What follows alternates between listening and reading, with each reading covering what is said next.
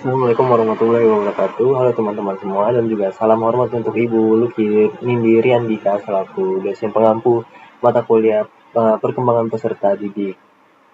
Perkenalkan nama saya Muhammad Alfiansyah Pratama dengan NIM 15046250506 dari program studi pendidikan kesejahteraan keluarga.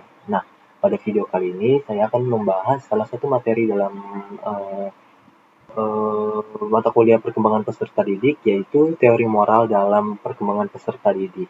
Nah, daripada langsung masuk ke materinya nih, atau ke teorinya, saya ingin mengajak teman-teman untuk membayangkan sebuah situasi sederhana atau case sederhana. Misalnya nih, ada dua anak yang sama-sama memecahkan gelas. Untuk anak yang pertama tidak sengaja dalam memecahkan gelas tersebut, karena anak tersebut sedang membantu ibunya dan tidak sengaja untuk menjatuhkan gelas tersebut. Nah, untuk bedanya yang kedua itu, sedangkan anak yang kedua dia menjatuhkan gelasnya karena dia emosi atau dia meluapkan emosinya sehingga dia melempar gelas tersebut dalam kondisi dia sedang marah. Menurut teman-teman siapa yang lebih salah antara kedua tersebut? Mungkin kalau kalian menjawab anak yang kedua itu sangat benar banget. Karena niatnya memang buruk dan cara berpikirnya sangat dipertanyakan. Berarti cara berpikir kalian itu sudah mempertimbangkan moral, lalu bukan bukan hanya akibat dari hukumannya atau perbuatannya. Nah, ternyata cara seseorang menilai benar atau salah itu berkembang seiring bertambahnya usia. Ini akan dibahas nanti mungkin di faktor yang mempengaruhi dan juga teori dari Jean Piaget dan juga eh kalau siapa ya namanya satu lagi, pokoknya itu eh, nanti kita akan bahas pokoknya. Eh, jadi tanpa berlama-lama mungkin kita langsung masuk ke materinya ya atau pembahasannya kali ya. Oke teman-teman, sebelum membahas kepada teori-teori yang seperti saya sudah katakan tadi, teman-teman kita harus kenal dulu nih apa itu moral. Moral itu adalah pedoman yang membantu seseorang membedakan mana yang baik, mana yang benar, mana yang salah, dan mana yang bijak dalam kehidupan sehari-hari. Misalnya tuh bisa aja menghormati orang tua, jujur saat ujian, mengantri dengan tertib, atau membantu teman-teman yang sedang dalam kesulitan. Semua itu termasuk perilaku yang berkaitan dengan moral. Nah, lalu apa yang dimaksud dengan perkembangan moral? Perkembangan moral adalah proses seseorang belajar memahami nilai baik dan buruk, kemudian terbiasa melakukan hal baik hingga akhirnya menjadi perilaku atau kebiasaan. Jadi moral itu bukan sesuatu yang langsung muncul sejak lahir, tetapi berkembang sedikit demi sedikit. Oke semuanya, perkembangan moral itu tidak jadi begitu saja ya teman-teman. Ada beberapa faktor yang mempengaruhinya. Yang pertama itu mungkin faktor usia, karena semakin tinggi usia kita, semakin banyak pengalaman kita di kehidupan ini, semakin membuka wawasan kita tentang banyaknya hal yang bisa membedakan mana yang baik dan juga mana yang buruk. Tentu saja cara berpikir kita akan lebih luas karena banyaknya pengalaman yang kita dapat dari usia kita yang semakin bertambah. Mungkin yang kedua itu berkaitan dengan faktor yang pertama itu faktor kognitif atau faktor cara berpikir.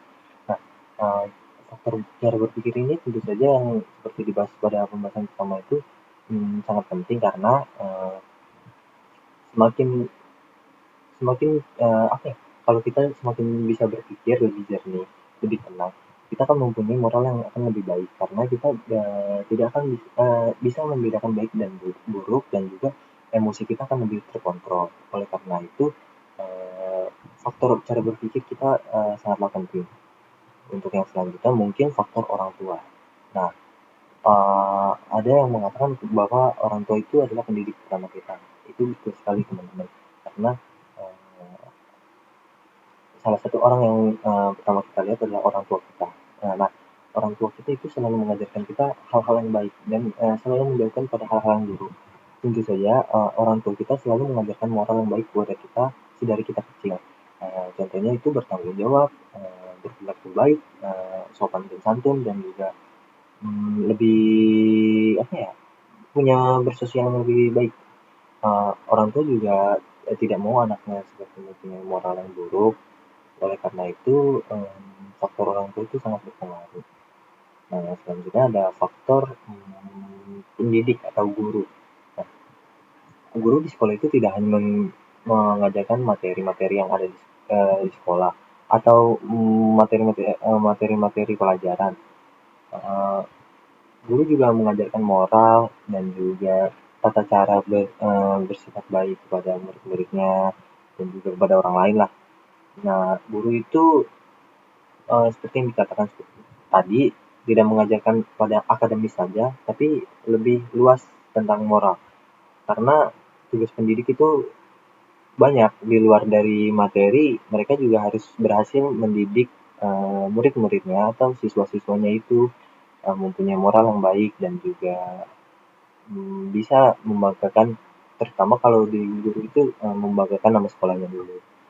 Selanjutnya yang terakhir itu faktor lingkungan. Nah, faktor lingkungan ini yang sangat berpengaruh guys, karena faktor lingkungan itu benar-benar apa ya, berpengaruh karena langsung ke diri kita, dimana jika kalian sudah mempunyai moral yang baik, kalian punya pola pikir yang baik, nah jika kalian masuk kepada lingkungan-lingkungan yang buruk itu kalian akan jauh lebih terbiasa lah, karena faktor lingkungan itu masuknya kepada kesadaran diri kita.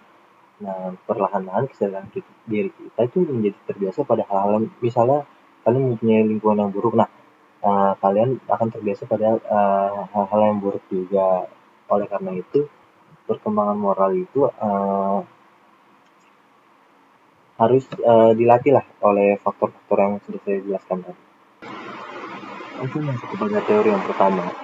Sekarang kita masuk ke teori pertama, yaitu teori Jean Piaget. Piaget itu mengatakan bahwa perkembangan moral sangat dipengaruhi oleh perkembangan kemampuan berpikir seseorang. Seperti yang dikatakan pada saya tadi, pada faktor-faktor yang dapat berpengaruhi. Uh, kalau berpikir itu sangat penting, karena kesadaran kita itu nomor satu untuk moral kita. Artinya, semakin berkembang cara berpikir anak, maka mereka memahami benar dan juga salah juga ikut berkembang. Menurut Piaget, ada dua tahap perkembangan moral. Tahap pertama yaitu disebut apa ya namanya ya, heteronomous morality atau moralitas heteronom.